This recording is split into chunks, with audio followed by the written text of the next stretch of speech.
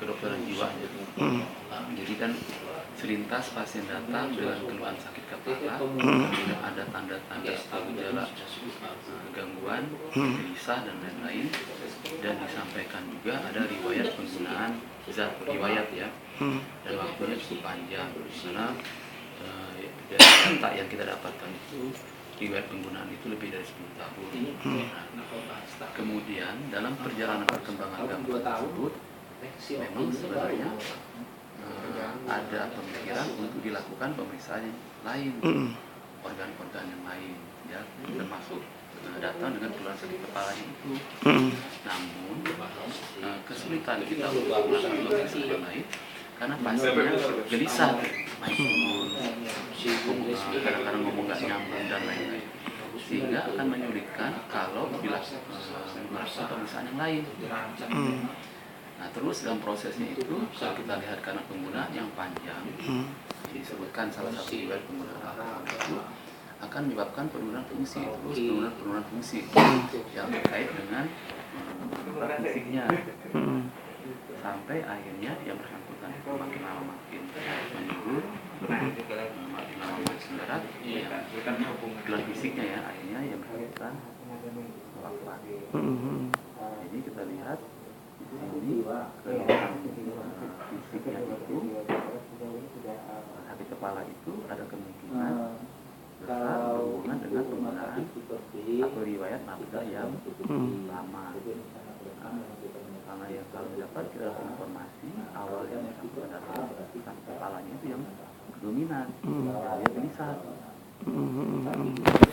Kalau meninggal sendiri kapan, Bang? Apa? Meninggal si pasien itu?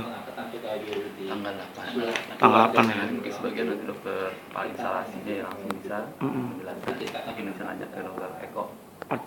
Dan gangguan perilaku, gelisah, dan mandiri, ngancam, sehingga dibawa ke sini.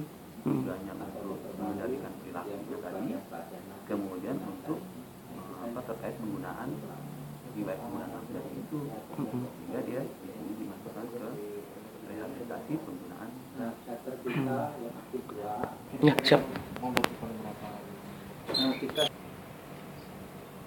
pihak keluarga kami sangat menyesal sekali ikut dalam perkara atas meninggal keluarga pasien. Pertama-tama kedua ya, masa transparansi meninggalnya itu sebenarnya tidak benar, karena SOP pelayanan pasien narkoba sama pasien umum sangat berbeda.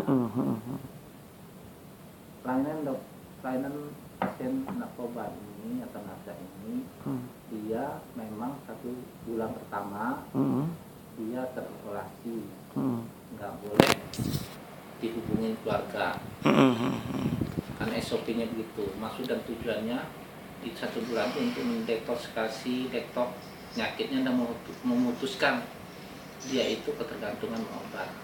Datang Tanggal 29 bulan Februari. Oke. Dan meninggal kemarin Pak tanggal 8 Pak ya? Iya, tanggal 8. Kemudian Pak, bisa dijelaskan apa lagi Pak yang bisa diinformasikan? Iya, seperti kita ketahui menangani pasien narkoba ini sangat susah dan sangat complicated. Membutuhkan suatu multi ilmu kedokteran yang banyak, butuh skill yang luas. Nah, di sini setiap pasien yang dirawat di rumah sakit akibat pemakaian narkoba itu tidak istilahnya tidak harus berhasil 100%. Ya. Apalagi yang sudah memakai lama. Jadi keberhasilannya itu tidak dijamin berhasil. Jadi pengobatan itu bisa sembuh, bisa aja gejala psikotiknya tetap, tapi bisa juga meninggal. Nah, jadi tergantung lama dan beratnya si pasien itu memakai obat. Kalau yang tahap ringan dan sedang mungkin besar bisa sembuh. Yang sudah lama dan berat, nah inilah paling susah kita tangani. Tetapi kita sebagai pelayanan khususnya satu-satunya yang melayani di Lampung, kita sekuat tenaga segala macam pasien narkoba seberat apapun kita harus layani, seberat apapun, sekuat tenaga kita harus melayani sebaik-baiknya. Tapi kami mohon maaf, ya segala upaya telah kita lakukan, semua keahlian telah kita berikan untuk menangani, tetap kami mengalami kegagalan. Nah itu kami mohon maaf. Belum semua usaha itu nggak harus berhasil, ada aja yang gagal. Seperti kita ketahui, banyak juga pasien di tangan ini yang berhasil, yang sembuh, yang bekerja lagi, dan produktif lagi juga banyak. Nah, yang gagal, nah ya mungkin inilah yang benar-benar kita alami.